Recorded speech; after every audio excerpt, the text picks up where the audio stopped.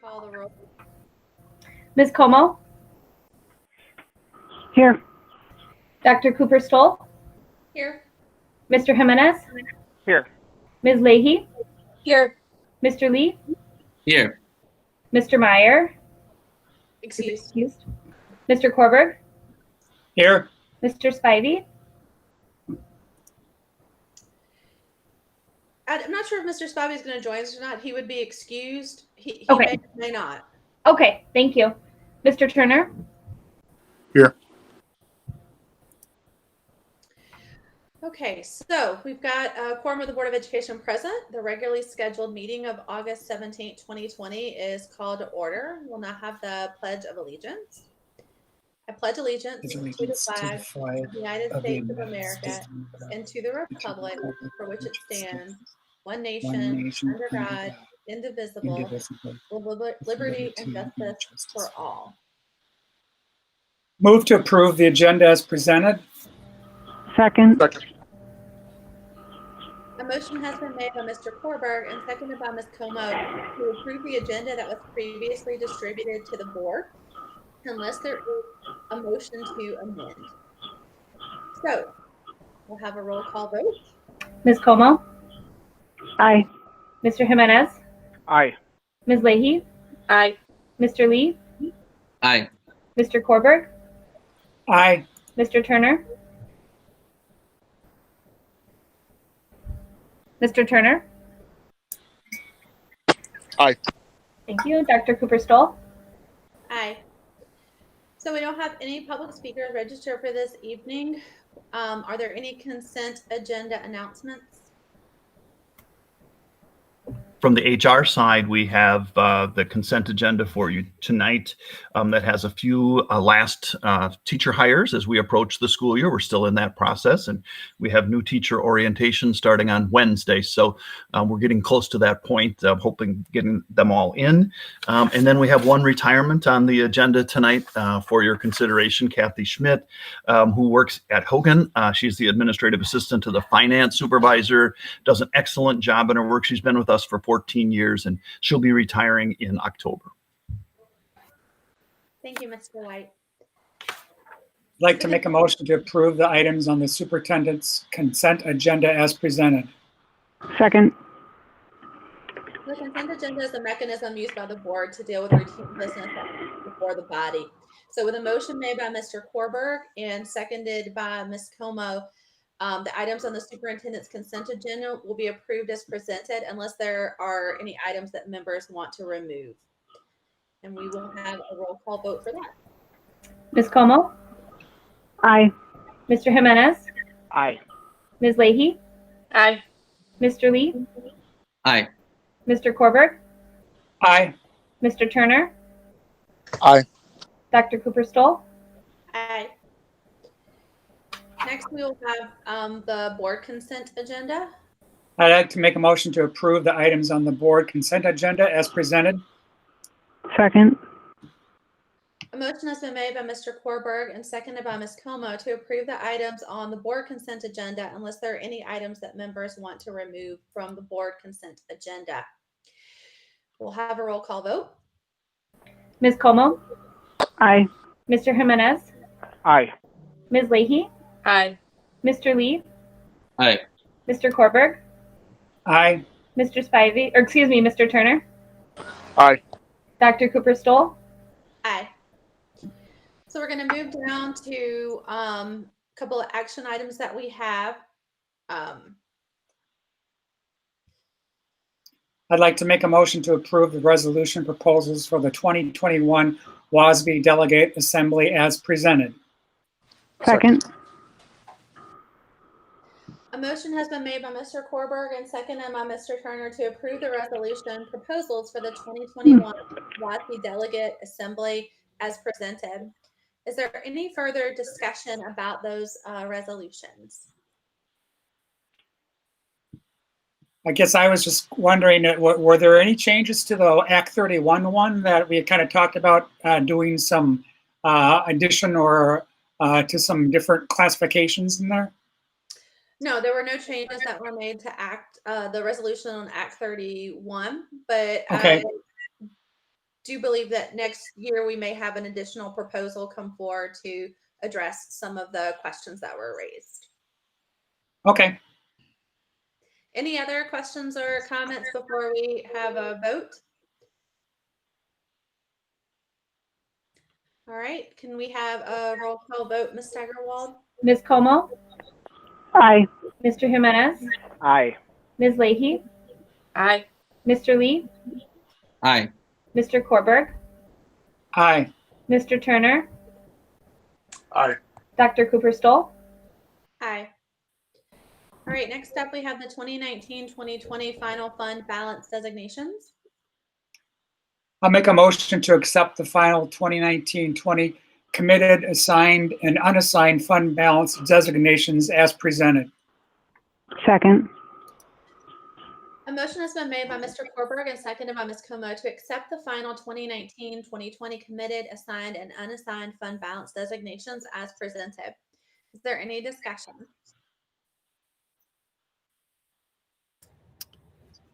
I know that some people are new to the fund balance designation process.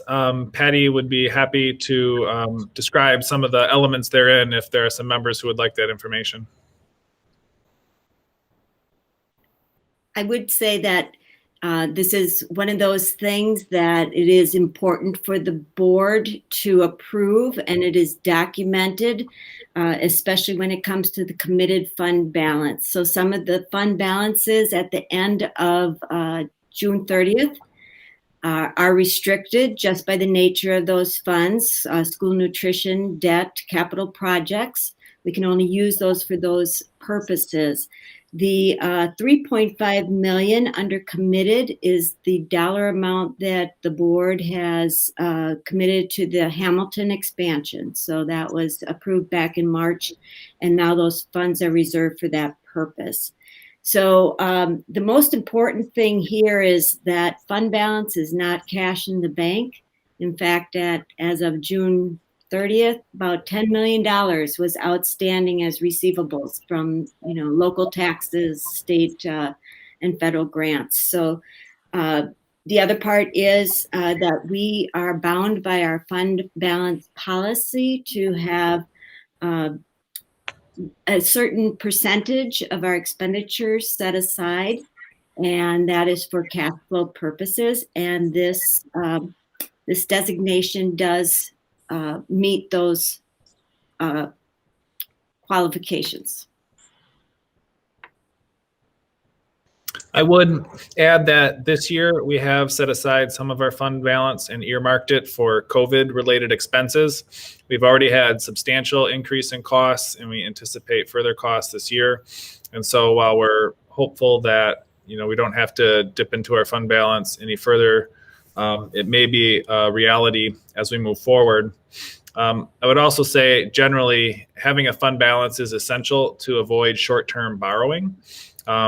We're regularly we don't get one giant check at the beginning of the school year and spend it down, from the state and from local sources. And so to avoid, significant interest payments for short-term borrowing, it is fiscally responsible to have a fund balance that covers that short-term borrowing that we might otherwise have. So while the size of a fund balance sometimes seems substantial, it's prudent to do so financially for multiple reasons. So I don't know who can answer this, Dr. Engel or Ms. Spring, but are monies coming in slower than expected? Typically, we get the remaining part of our local taxes in around the end of June. What have we seen this year? Actually, our last local tax payments come in this week of August 20th. By statute, they need to be here. And they were given some leniency this year because the taxpayers were given leniency to pay their taxes. However, we are still getting in what we should be getting in August. And then my other question, are we expecting any other monies either from the state or federal due to different kind of COVID reliefs funding that there has been? Yes, we were allocated some ESSER funds is what they call them. They are also partly used for private schools, equitable services. So those will help to cover some of our cost of COVID.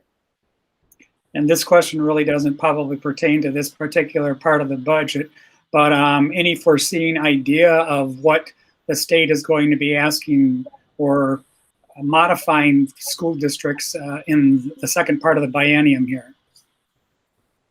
Well, we are still being told, and Aaron can expand on this too, that a budget repair bill is to be expected after the election in November. And if that is the case, that they are looking at our per pupil categorical aid and our fund balance as ways of cutting that aid. So Aaron might want to expand on that. Yeah, so state budgets are required to be balanced every year. So the state, is naturally in a difficult position when revenues aren't sufficient to meet the state needs for expenditures. The education budget is about 1/3 of the state's budget. So if there were shortfalls in the state, it is likely that education would, naturally bear a burden of about 1/3 of whatever those shortfalls are. Initial projections showed much more significant deficits than we're anticipating now. However, we're still anticipating a shortfall. The state legislature won't meet until after January 1, after the election. And so the first real opportunity for the state to cover some of its committed funds to education would be through the, Ms. Sprang, the equalized aid payments to? The per pupil categorical aid, which we receive about $4 million in spring. So that would be quite an impact on our budget.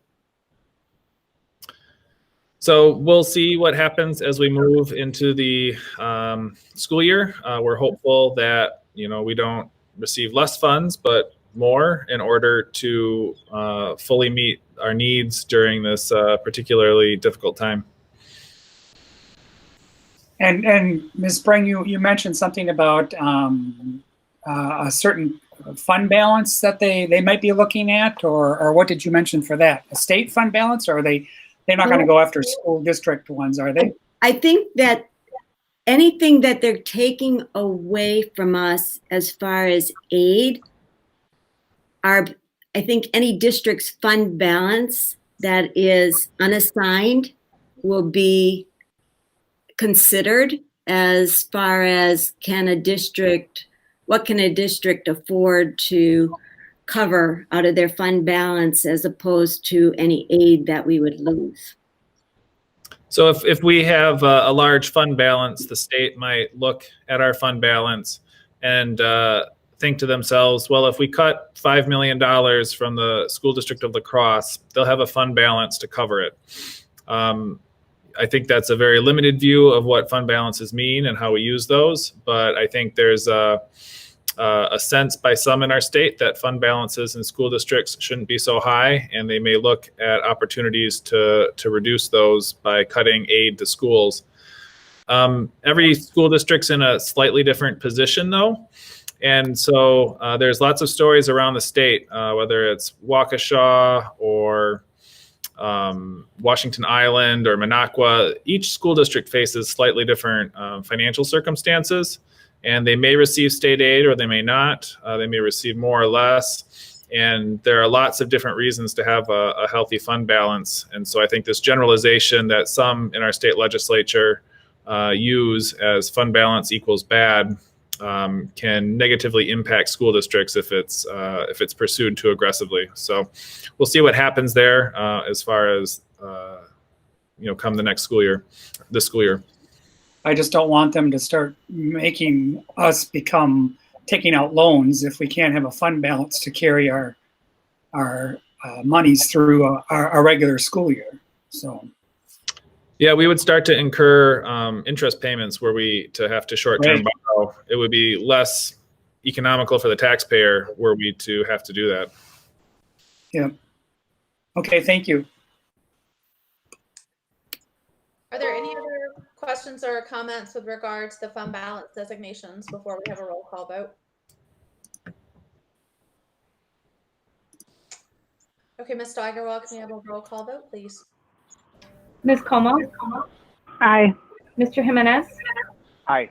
Ms. Leahy, Aye. Mr. Lee. Aye. Thank you. Mr. Korberg, Aye. Mr. Turner, Aye.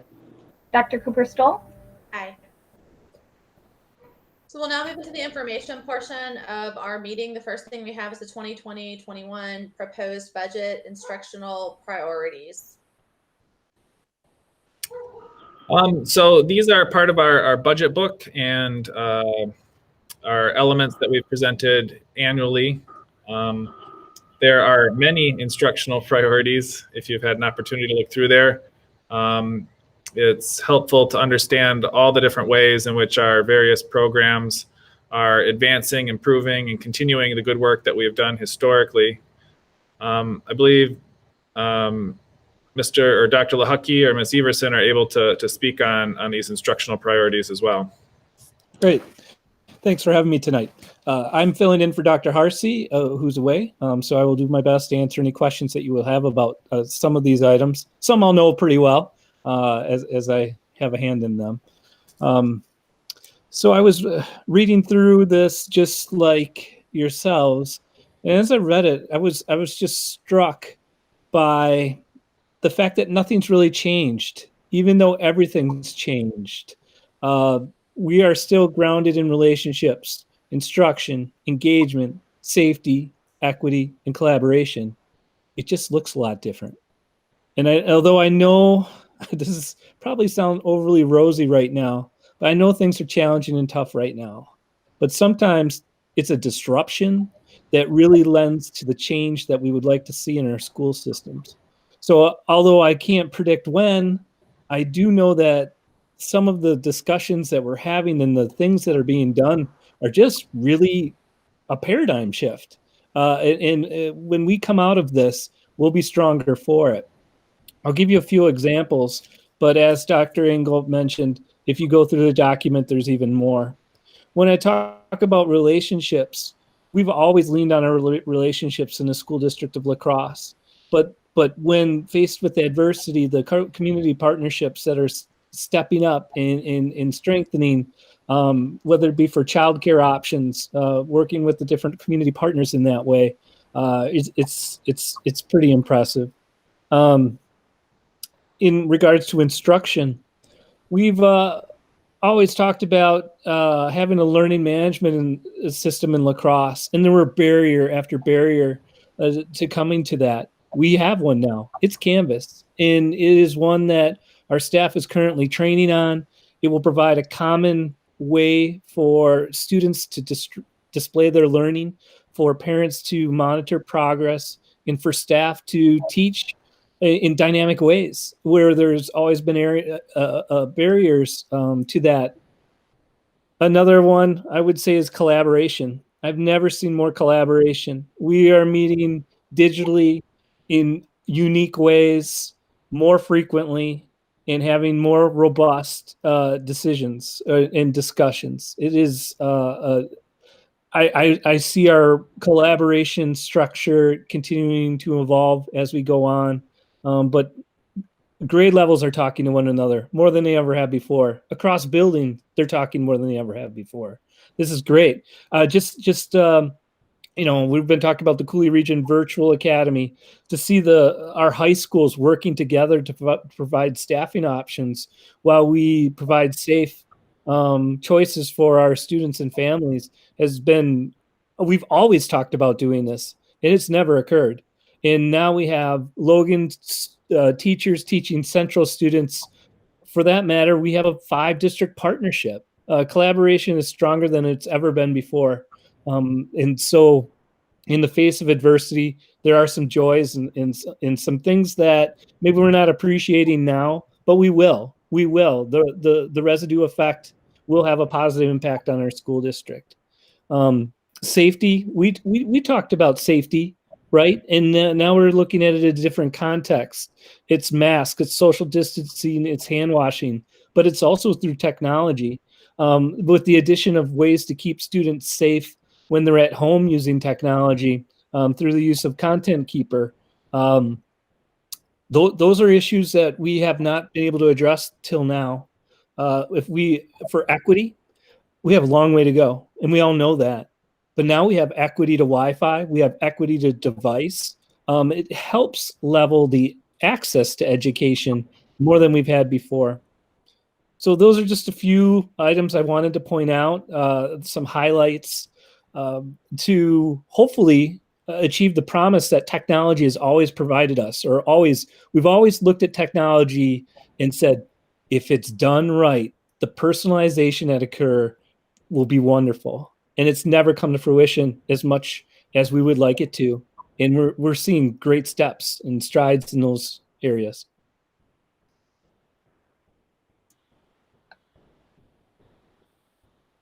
I have a question about Canvas. Are all the schools in the virtual academy, do we all have the same classroom technology, such as, or the technology like Canvas, or that program in particular? Each school district has a different learning management solution. We have Canvas, Holman has Canvas. Some of the other districts use Schoology, some use Google Classroom. But within the Cooley Region Virtual Academy, one of the decisions we made early on is we needed a common learning management system if we were going to share students. That one's called Buzz. It is a learning management system. And actually today was the training for the Cooley Region Virtual Academy teachers on the learning management system. Long term though, the Wisconsin eSchool Network that we're part of is also transitioning to Canvas. So our investment in Canvas will pay off for the Cooley Region Virtual Academy, because now every student will fall within that same learning management system, no matter what choice they make. Thank you.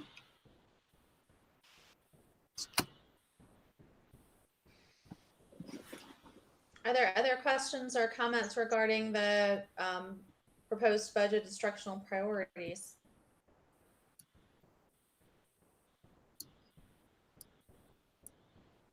Thank you, Dr. Lahecki. All right, next up, we have the 2020-2021 proposed budget, personnel, staffing. I'll defer to Patty for just a minute to set us up. So this is also part of our budget plan document. Of course, we look at our staffing compared to our student needs. This is a snapshot at this time. This will be updated as soon as we have our full staff established and our third Friday counts in place. And you will see that final document when we propose the budget to you later in October.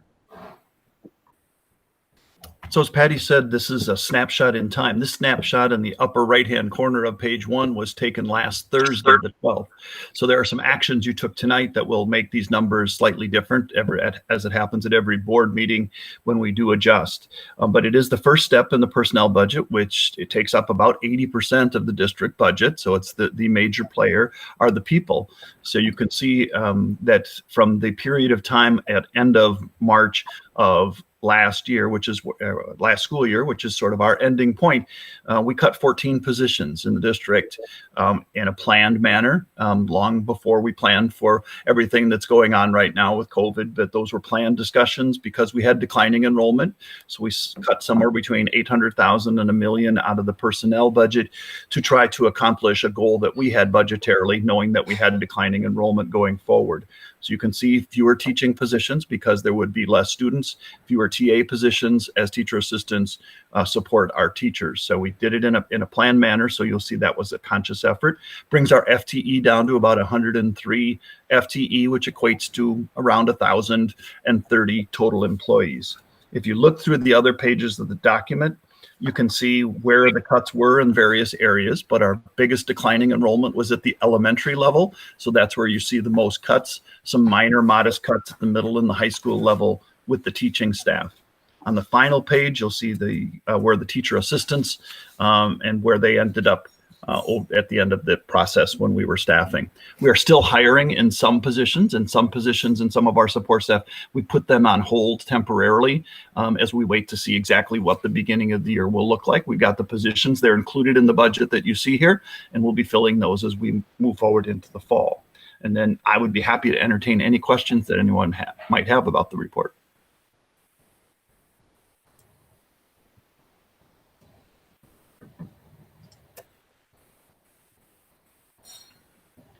Are there questions or comments about the report?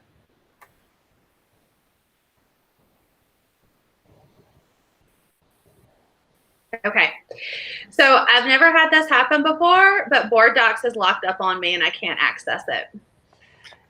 I'm having the same problem. I am too, unfortunately. Yeah, it's just moving really slowly.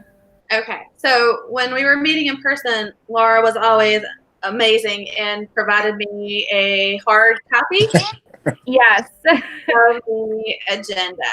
So our next is the Pupil Non-Discrimination Report, or the YRBS Engagement and Co-Curricular, and I believe we have Ms. Everson up to help present that tonight.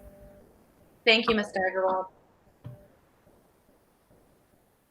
Ms. Everson, if you could unmute yourself. That would be important. Thank you. Hear me now, right? Yes, very clearly. Thank you. So, yes, I understand Dr. Harsey is away, and I will attempt to walk you through this report.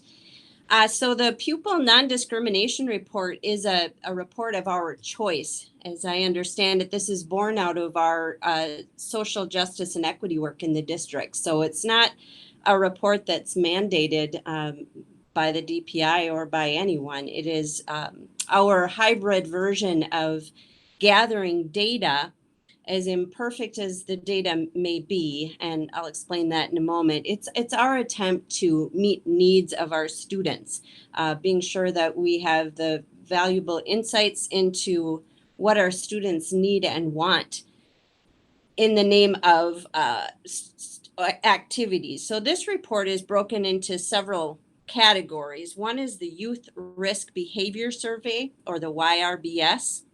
This is survey data that we extract from our student body that gives us some insights into our students, and scholarships and awards and extracurricular activities.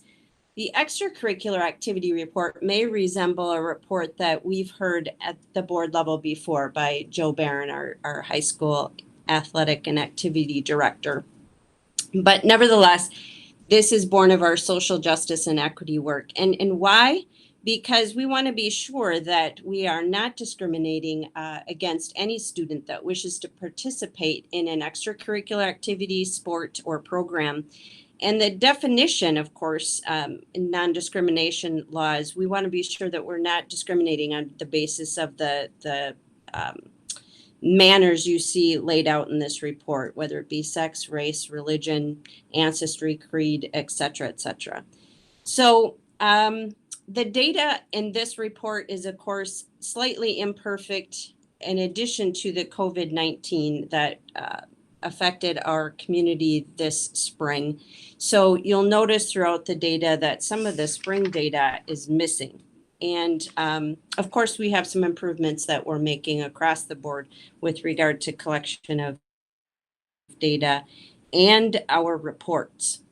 So let's start with the first section here, which would be the YRBS survey data, youth risk behavioral data. And this is, again, connected to our goals of being sure that we have tapped into insights necessary to help our students be academically and socially and physically fit. So this youth risk behavior survey data is broken into three different questions that you see in front of you. The first question is, to what extent do I feel I belong? So our attempt to ask students about their sense of belonging in our school, because we know if students feel connected, and especially connected to at least one trusting adult, we know that students do better in their academic, social, and physical lives, their well-being. So you'll see that the data is broken down into categories here. First page, I'm looking at page 2. I'm not sure what that looks like for you, but you'll see overall student data, also broken into gender data and grade level data, referring to this first question of whether I feel I belong at school. The second question that the Youth Risk Behavioral Survey data asks is whether or not students have at least one teacher that he, she, they can confide in. And again, broken down into the disaggregates that you see in front of you. And the third question is whether or not students are participating in school activities, teams, or clubs. Because again, this notion that if a student is connected and belongs and is willing to try on different activities and connections with students and adults, that he, she, they may be feeling a stronger sense of community in our schools and able to tap into their talents, their hidden talents as human beings. The second part of this report has to do with co-curriculars. And as you can see, we offer a wide array of extracurriculars and sports, ranging from the elementary level on through the high school level. I'm looking at page 6. You can see high school, middle school, elementary. There are many, many ways for students to be involved, whether it is a middle school athletic program, music, or various other academic clubs and activities. I think as a secondary director, I know Dr. Arce and I have talked about this. If we can imagine it, we can offer it. So we're only limited by our imaginations, because if we can imagine it, we can offer it. And we're looking to offer activities that are of high interest to all students based on the disaggregate data that we see. You know, we want to pay close attention to removing barriers and also focus on being proportional. So, you know, oftentimes a marginalized group of people may not feel that they have something to belong to. So we're paying close attention to be sure that we have a wide array of offerings that are meaningful, contemporary, and diverse to meet the needs of our students. And the third area that this report focuses on is, of course, awards and scholarships. And this information, I believe, starts on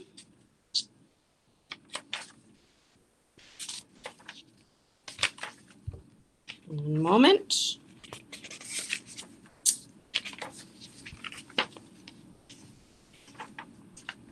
I have page 17.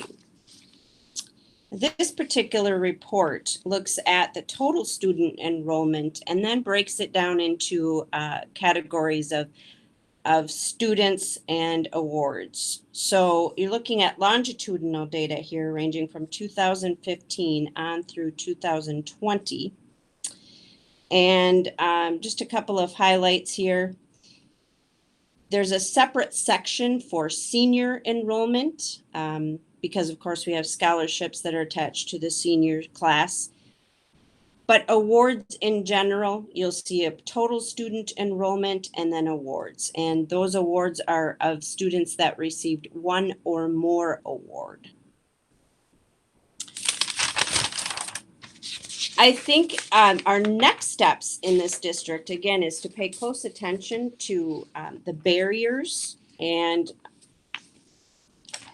what we can do to be sure that we're meeting needs. For example, there are several things I think at each level that we've done to make sure that we have no fees attached to students that may have a barrier to get involved. We are also expanding opportunities for all grade levels, meaning when students come up with an idea or something that they're interested in, we are finding coaches to attach to those student groups and those interests. We're also using Qualtrics in the next couple of, well, as I understand it, Dr. Cooperstall, you might actually be working with Dr. Harsey and Dr. Lahaki to use Qualtrics to take the next level in asking students for their information. Is that correct? I have used and do use Qualtrics. Okay. And have had conversations with Dr. Lahaki. Yes. So we're again diving into those insights of our students to find out how we can remove barriers for students to get involved and become more socially, academically, and physically fit. I know this year, as Dr. Lahaki mentioned, we are working in a virtual world, which is unique for all of us, and coaching contracts have become a question. So even though we've made a big decision to postpone the traditional fall sports season, we're working with our coaches to be sure that we're offering connections for students virtually. Students may have an identity with their team or their activity this fall. We wish not to have that void. So coaches will be reaching out to students in a virtual way to be sure that we're connecting and that all students feel that sense of connection with their coach. We may be popping popcorn on a Friday night and watching a football scrimmage or a cross-country meet and honing in on skills and drills that students might find important to them. And again, finding that way to socially interact with each other, retaining that identity that is going to promote that psychological safety for all students. So we did not, when Dr. Harsey and I reviewed this report, we didn't see any alarming trends. A couple of things to report. Again, I mentioned that the data may be imperfect in part due to the missing data this past spring because of COVID-19. But you'll also notice that any cell size less than 10 has been redacted, of course, to protect students. But by and large, we are going to continue analyzing and examining this data to be sure that we are offering something for everyone, ranging from kindergarten on through high school. Do you have any questions as it relates to this report?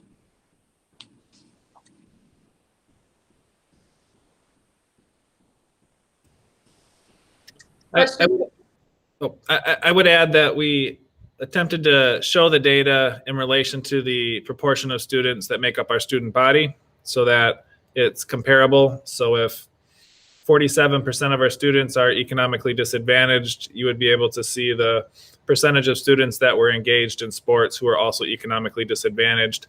Our goal would be proportional representation in order to have one understanding of whether or not we had created a level of equality in our school district. And so that is a number that we're trying to focus on as we move forward, is ensuring that we have proportional representation across measures, whether it's senses of belonging or participation in extracurriculars or receipt of awards. That is a way that we can get at whether or not we've created an equitable system. Yes, thank you. I appreciate the way that the data for this report has increasingly been refined over the years. And Ms. Everson, I also appreciate the fact that you spoke to some of the steps that are being taken to address the findings. Yes, thank you. Are there questions or comments about the report?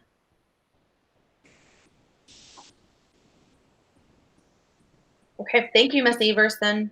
Thank you. Okay, so I'm back up on board docs, I believe, and the next item is the reopening plans for 2020-2021 school year. Dr. Engel? Yeah, I just wanted to call attention to a few things. We're still working with the La Crosse Department of Health to identify metrics for the county. They're still in that development with our local healthcare systems. And we'll have an opportunity to discuss with the Crosse Department of Health what that means for schools and how we can interpret that data to make good decisions at the local level. We're hopeful to have more information there in the near future. As Ms. Everson noted, the WIAA provided flexibility for athletic seasons, and given our concerns locally, we have decided to move our fall sports season into the spring using the flexibility that the WIAA provided. We're hopeful that more can be done in the spring when we have had more opportunity to control the virus, and maybe on the horizon there are some treatments or vaccines that may make conditions safer for students and coaches. We want to provide a sense of hope for students, and we don't want to get a week or two into our sports season and have to cancel it all without the opportunity to more fully complete those activities. At the same time, we know that the fall is also a time when a lot of students have their identity wrapped up in whatever athletic event that they are participating in. And so we're working with our coaches to provide ongoing support for those students throughout the school year so that they can maintain that identity, those social relationships, that opportunity to stay physically fit and healthy and help students out at this time as well. As we move into the start of the school year, we're starting with a soft open, so to speak. We know that a lot of our students at the lower elementary level have never had access to a device before at school. And so we're scheduling essentially the equivalent of parent-teacher conferences for students so that they can come in, get oriented to their device, meet their teacher in a safe way, and be able to get the essentials for starting the school year virtually. We're working closely with our school nurses to do so in a safe way, and keeping group sizes small, multiple entries, limiting the number of individuals in the building at one time. So we're excited for that possibility in order to get students off to a good start this year. On another topic, we're examining daycare options with the YMCA and the Boys and Girls Club. We know that for many of our families, a virtual start is a huge impediment given their needs to work or other commitments during the day, and having children at home with a lack of viable childcare will be a huge burden. I will say though that we don't have a lot of resources to push towards fulfilling those daycare services ourselves.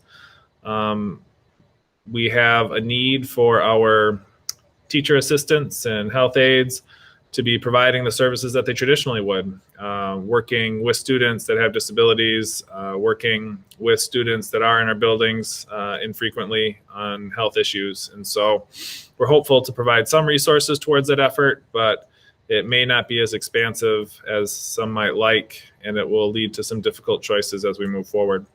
So I just wanted to give an update on that.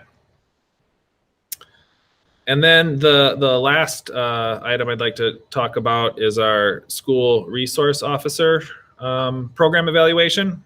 We've started research into national data as well as local data. We are establishing information on our website so that the public has access to that. We're gathering up position statements from various groups in our community who would like to weigh in on the topic. And then we're working with some researchers to identify an interview format and a survey format in order to accurately gather data in those ways as well. So we're continuing to work on that. The next time we formally meet will be late into September, and so I wanted to make sure you have that information now, and I'll continue to provide updates as we go. Any questions on where we're at as far as our school year update or on the SRO program?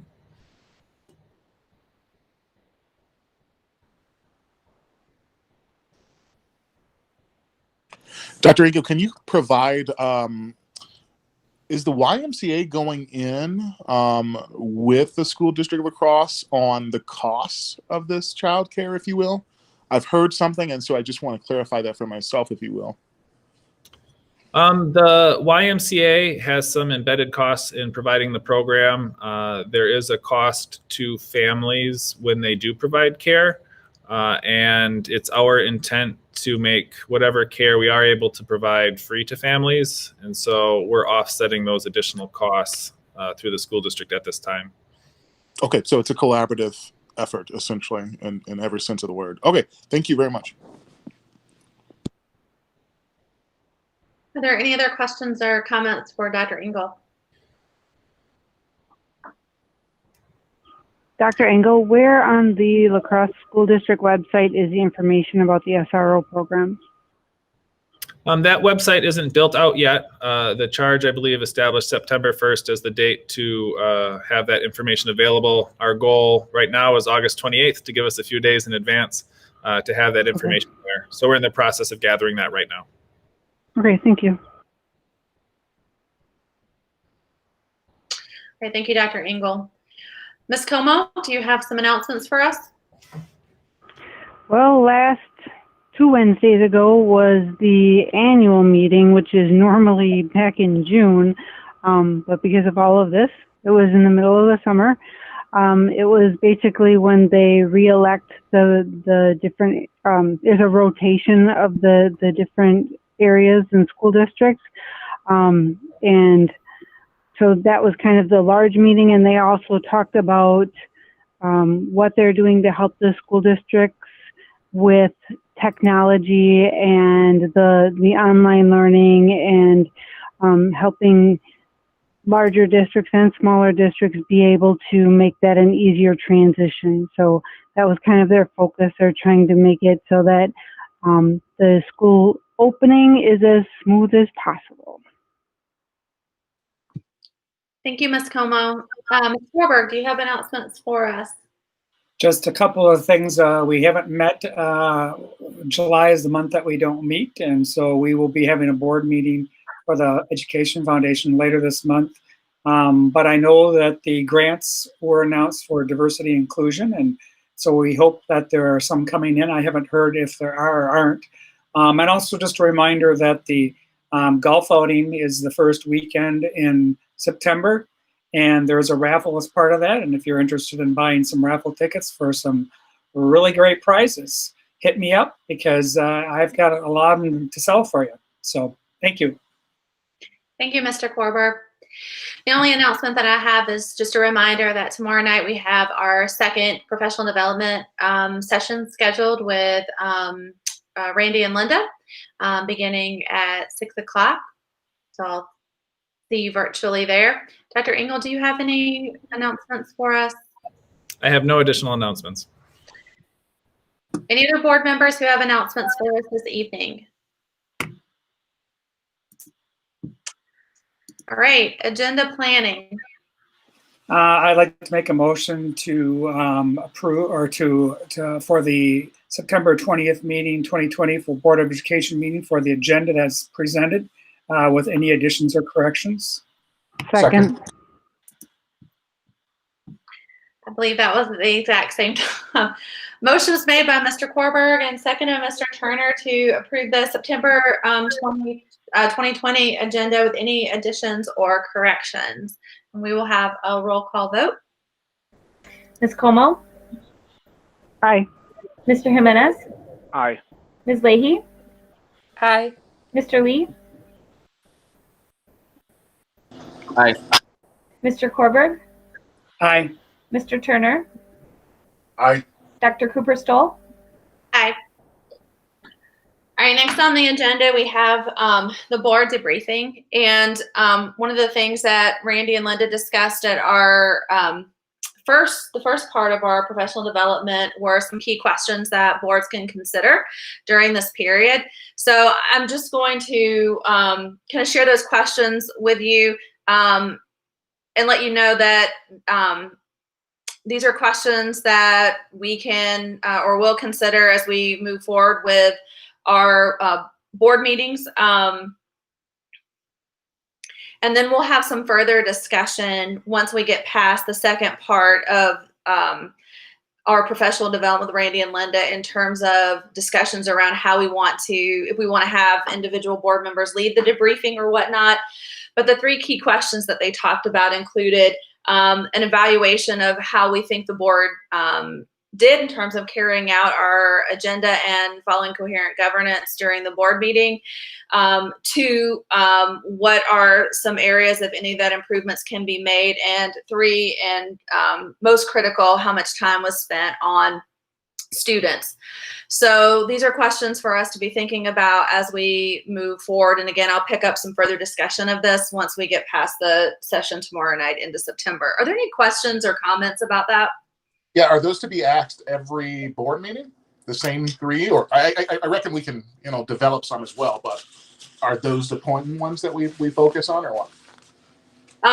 Those are questions that some some boards do use every board meeting, but will be interested to hear what feedback all of you have.